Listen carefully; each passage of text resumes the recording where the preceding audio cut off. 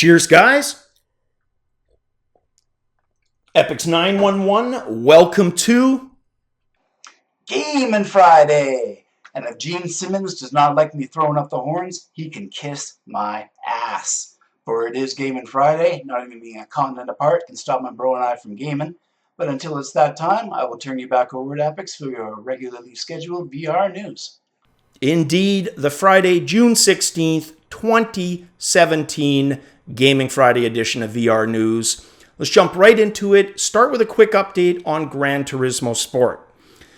So when we last talked about it, we said there were compromises, according to the developers, that had to be made to accommodate virtual reality because of the graphical demands, it being on a console, etc.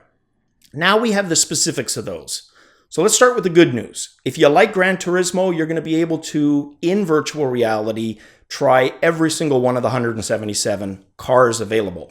The bad news is it's limited to one-on-one racing. So if you were hoping for multiple vehicles, sadly not going to happen. Hopefully that changes, because what you generally see throughout the lifetime of a console is, the games start out kind of rough, not so good looking, and the last few years of the console's life cycle, the graphics are better because they've learned to optimize, better tools, etc. I hope that that's the case here, and we see a full-on Gran Turismo virtual reality game. That would be awesome. But otherwise, this one releasing fall of 2017. And then the next game, guys, Gallery Episode 2. So Episode 1, played by so many people with an HTC Vive when they first got it. Not one of my favorite games, but I enjoyed it. I thought it was average. I liked the atmosphere, don't get me wrong, all of that stuff, but it wasn't mind-blowing, right? But I liked it enough, I'm going to give the second one a go. Probably pick it up at launch, see what it's like. Which brings us to the next game. And this one, definitely schlock-worthy. Let's chat about this one for a second. Spider-Man Homecoming. Now, I'm going to admit my bias right away, if I haven't said it before. Spider-Man is my favorite comic book hero. And there's a long list, right? I've got DC, lots of Marvel ones. Spider-Man, for most of my life, has been number one. Conan, second. There's a long list, all right? Spider-Man was meant to age throughout the comics. So while he was bitten by the radioactive spider at age 15, the majority of the Spider-Man stories take place between roughly ages 28 to 32. With this series, they constantly, and it drives me absolutely to distraction, they feel they have the need every time they get a new actor to retell the origin Genesis story, which really, guys, you don't have to do. Spend the time and resources. There's so many Spider-Man villains they haven't even introduced yet, touched on. I would rather see that than an upcoming, and you know what's going to happen. As soon as this actor goes, they get the fourth, we're going to see the origin story again, right? So no, I would like to see a slightly more mature Spider-Man fighting other cool villains and see that in my introduction to Spider-Man VR game, right? Sadly, not the case. We do get Spider-Man Homecoming. I just hope, because the statistics, they're pretty grim for superhero games that work out well, right? Batman from Sunsoft NES, probably my favorite and my personal example of doing it right. But for every Batman Sunsoft, there's probably about 10 that are utter shite. So hopefully this ends up okay.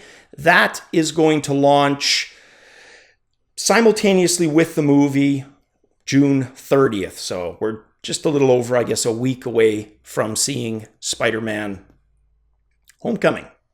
All right. Let's talk Rift 1.16 update. So the biggest thing here that was hyped was kind of the reskin, the retooling, if you will, of the Oculus home site, right?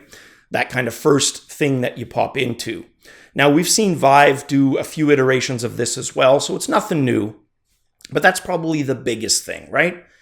If just you're a general Oculus person. As a content creator, though, there was one really cool nugget in this update, and that is simplifying tools to streamline the process of mixed reality and green screening.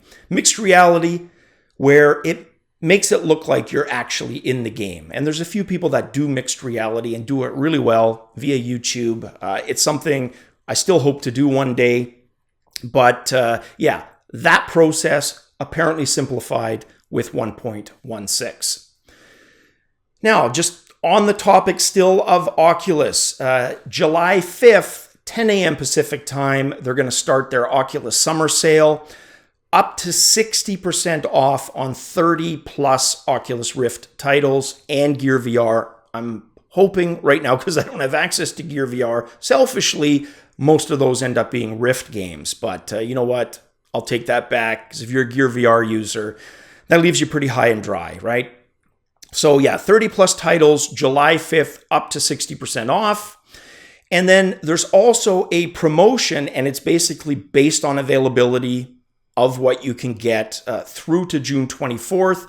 You buy Rift plus Touch at participating locations, you're going to get the $100 Oculus Store credit. We've seen this a few times, throughout the life of the Oculus Rift on again. So Best Buy, Newegg for US, FNAC France, MediaMarkt, Saturn, and Case King in Deutschland.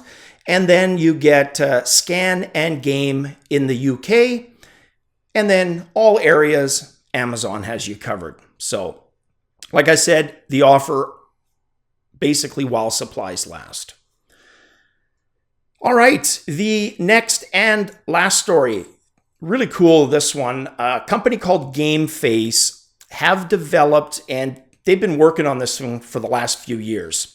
They call it EP1, and it's a full all-in HMD. So your display, your audio, processor, all of that taking place within the head-mounted display. It runs on Android. Okay, that doesn't sound that great, but bear with me here. What they're working on, and they've got it working right now, albeit pretty primitively, is a custom Steam VR front end and tracking as a result of that. So Steam VR to facilitate tracking. So they've got their custom sensors in the HMD and then using those with existing lighthouses, right?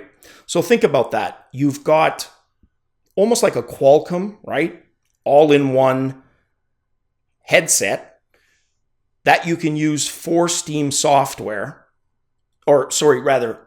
use with Steam tracking, and then using OpenVR and an OpenVR driver, able to basically purchase games from the Steam VR ecosystem. But it gets even better. So you got all of that. They're also throwing in Google Daydream support, so you'll be able to purchase those, plus the ability, if you want to do high-end stuff, because they were one of the first with a high-end screen inside, you can actually tether it to a PC and still have, a more high-end experience. Kind of like that. That, to me, in the true sense of the term, is an all-in-one, right? You can run the entire gamut from phone-like mobility with no tracking, all the way up through including tracking, access to Steam VR, Daydream, and even tether it for high-end experiences, where essentially your EP1 just becomes a screen, right? Like a Rift or a Vive.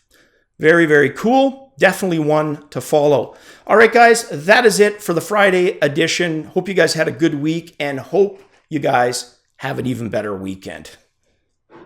Cheers to that.